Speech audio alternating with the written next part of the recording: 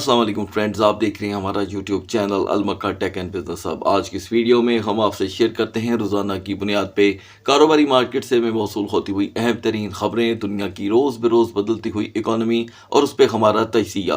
तो दोस्तों, आज है सैटरडे का दिन और ये जो पिछला हफ्ता जिसे हम नवंबर का पहला हफ्ता कहेंगे कारोबार के एतबार से, ये कैसा रहा और किस सेंटीमेंट्स के साथ ये यहाँ पर क्लोज हुआ है, इस पे हम आज आपके साथ अपना तजिया शेयर करेंगे। क्योंकि इस हफ्ते में 5 बार बीटीसी ने 1 लाख जैसे सपोर्ट लेवल को ब्रेक कर दिया है और इसके ब्रेक होने के बाद अब मार्केट में कहाँ कहाँ क्या क्या देखने को मिल रहा है और सेंटिमेंट्स कौन से क्रिएट हो रहे हैं, ये मैं आपके साथ शेयर करूंगा। क्योंकि सैटरडे को सम टाइम, ये बात ज़हन में रखिएगा, ये कोई आखिरी बात नहीं है या लास्ट स्टेटमेंट नहीं है कि मोस्टली सैटरडे को अगर वॉल्यूम मार्केट का स्लो रहता है तो संडे का बिहेवियर इससे कदरे चेंज रहता है। तो मैं आज की इस वीडियो में जो हफ्ता हम गुजार के आए हैं उसके सेंटिमेंट्स आपके साथ शेयर करूंगा, जिस पे मैंने अच्छा खासा वर्क किया है और एक सर्वे काइंड ऑफ। उसके बाद मार्केट का रुख इख्तियार करेंगे। तो दोस्तों, ऐसे में आपने क्या करना है, वीडियो को करना है लाइक, चैनल को करना है सब्सक्राइब।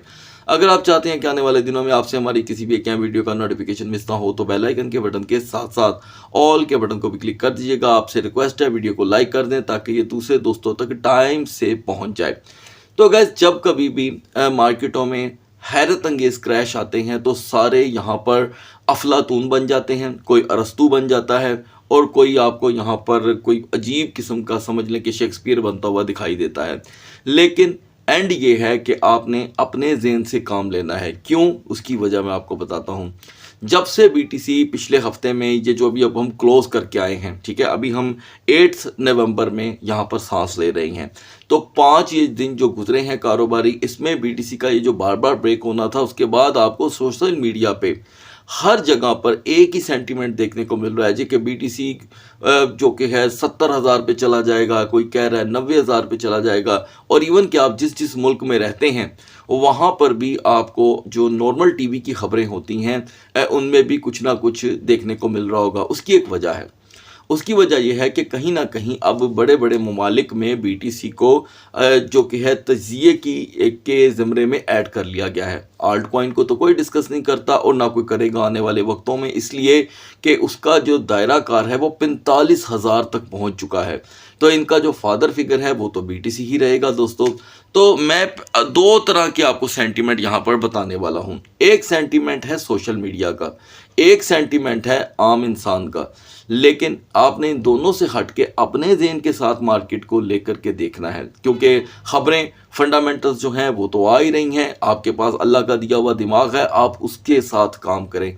किसी को भी यहाँ पर फॉलो करने की फ़िलहाल ज़रूरत नहीं है, क्योंकि ऐसी सूरतों में जब कॉल्स आ जाती हैं जी कि मार्केट जो कि है सेलिंग कॉल्स आ रही हैं जी, सेल करते जाओ, तो अक्सर ऐसा होता है कि वेल्स मार्केटों में एंट्री ले करके मार्केट को अच्छा खासा उफ़क़ की बुलंदियों पे पहुंचा देता है और आप सोचते रह जाते हैं जी कि इधर तो हमें ख़बरें मिल रही थी कि मार्केट डाउन होने लगी है। इसलिए एक चीज़ अपने ज़हन में रखें कि अभी बीटीसी 125 से 1,25,000 से पहले ही 102 पे आ चुका है। नो डाउट हमने यहाँ पे 1 लाख को भी ब्रेक होते देखा, तो कुल मिलाकर के ये 25,000 की कमी है। लेकिन इसी साल 2025 में, जिसके अभी ख़त्म होने में 2 माह बाकी हैं, इसके अंदर बीटीसी करीब 3 बार 123 प्लस का हाई लगा चुका है। तो कोई ये नहीं कह सकता कि बीटीसी ने उनको मार्केट से निकलने का मौका नहीं दिया। अच्छा, अब ये बात होती है यहाँ पे ख़त्म।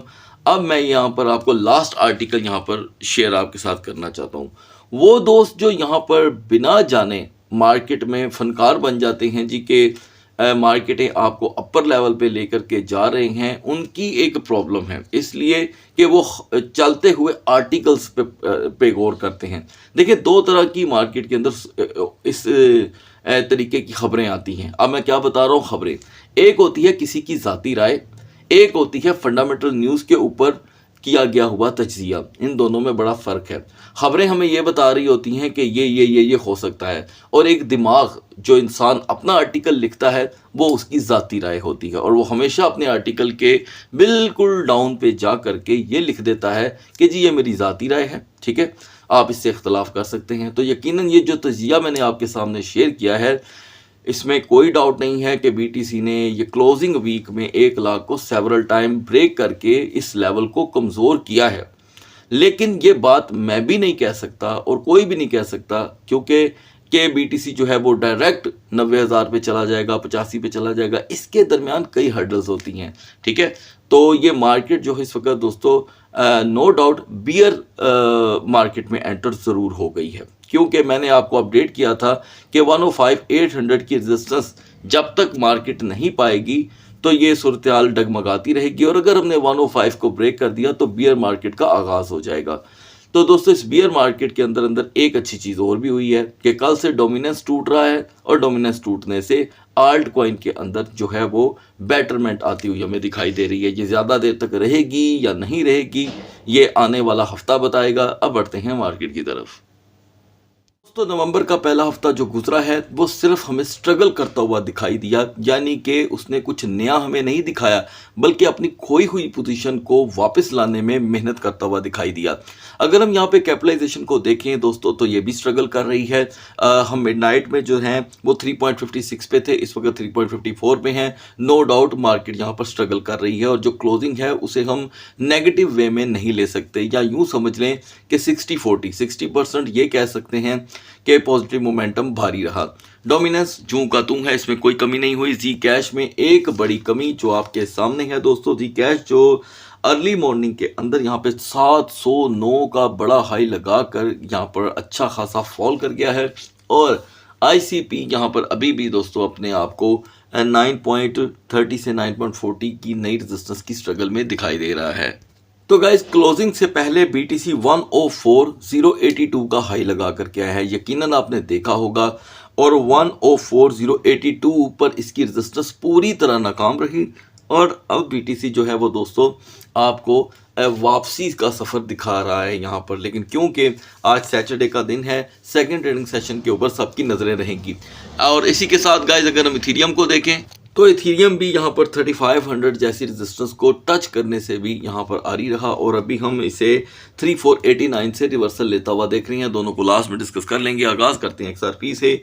तो दोस्तों XRP एक मरतबा फिर से 2.37 का बड़ा हाई लगाने के बाद 2.29 का लो प्रोवाइड कर चुका है। तो मैं समझता हूँ कि 2.25 से 2.30 अभी भी इसकी यहाँ पर एक सपोर्ट रह सकती है। BNB ने यहाँ पर दोस्तों 1000 जैसी रेजिस्टेंस थोड़ी देर के लिए आज हासिल की। 1007 तक मार्केट इसकी रही गाइस। एनीवे जो इसकी फ्रेश सपोर्टें थी 927 से 935 की, वो बहुत दूर रह गई, और नया मोमेंटम यहाँ पर BNB ने क्रिएट किया है।